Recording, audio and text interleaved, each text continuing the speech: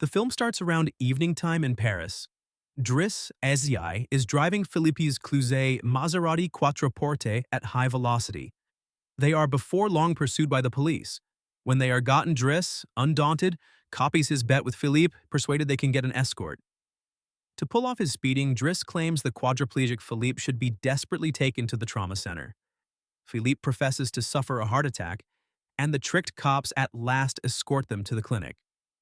As the police leave them at the clinic, Philippe asks, "What will they do now?" To which Driss replies, "Presently, let me deal with it." As they drive off, the narrative of the two men is then told as a flashback, which takes up practically the remainder of the film. Felipe, a rich quadriplegic who possesses a sumptuous Parisian house, and his right hand Magali are talking with contender to be his live-in carer. Driss, an up-and-comer, has no desires to get employed. He is only there to get a mark showing he was consulted and dismissed to keep on accepting his government assistance benefits. He is incredibly easygoing and indecently plays with Magali. He is told to return the following morning to get his marked letter. Driss returns to the small level that he imparts to his more distant family in a grim Parisian suburb. His auntie, exasperated from not hearing from him for quite some time, orders him to leave the level. The following day, Driss gets back to Philippe's house and figures out how shockingly that he is on a time for testing for the live-in carer work. He learns the degree of Philippe's handicap and afterward goes with Philippe in each snapshot of his life, finding with shock something else entirely. A companion of Philippe's uncovers Driss's crook record, which remembers a half year for prison for burglary. Philippe states he couldn't care less about Driss's past since he is the one in particular who doesn't treat him with pity or sympathy, yet all the same as an equivalent. He says he won't fire him as long as he takes care of his ongoing business appropriately. Over the long run, Driss and Philippe become nearer. Driss obediently deals with his chief, who every now and again experiences ghost torment. Philippe uncovers to Driss that he became crippled following a paragliding mishap and that his significant other passed on without bearing youngsters. Steadily, Philippe is driven by Driss to place some request in his confidential life, incorporating being more severe with his embraced little girl Elisa, who acts like a ruined youngster with the staff. Driss finds current workmanship, both customary and present day, and show and even takes up painting. For Philippe's birthday, a confidential show of old-style music is acted in his front room. At first extremely hesitant, Driss is driven by Philippe to listen all the more cautiously to the music and opens up to Philippe's music.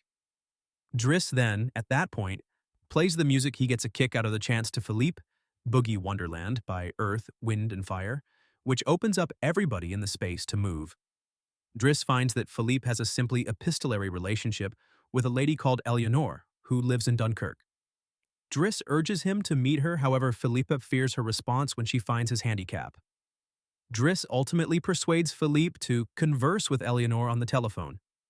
Philippe concurs with Driss to send a photograph of him in a wheelchair to her, yet he delays and asks his helper, Yvonne, to send an image of him as he was before his mishap. A date among Eleanor and Philippe is concurred. Without a second to spare, Philippe is excessively terrified to meet Eleanor and leaves with Yvonne before Eleanor shows up. Philippe then calls Driss and welcomes him to go with him in his personal luxury plane for a paragliding end of the week. Philippe gives Driss an envelope containing 11,000 euros, the sum he had the option to get for Driss's painting, which he offered to one of his companions by saying it was from a promising craftsman. Adama, Driss's more youthful cousin, who is in a tough situation with a pack, takes shelter in Philippe's manor. Driss opens up to Philippe about his family and his past as a vagrant in Senegal, who was embraced by his then childless auntie and uncle and took back to France. His new parents later started having offspring of their own, his uncle passed on, and his auntie bore even more youngsters.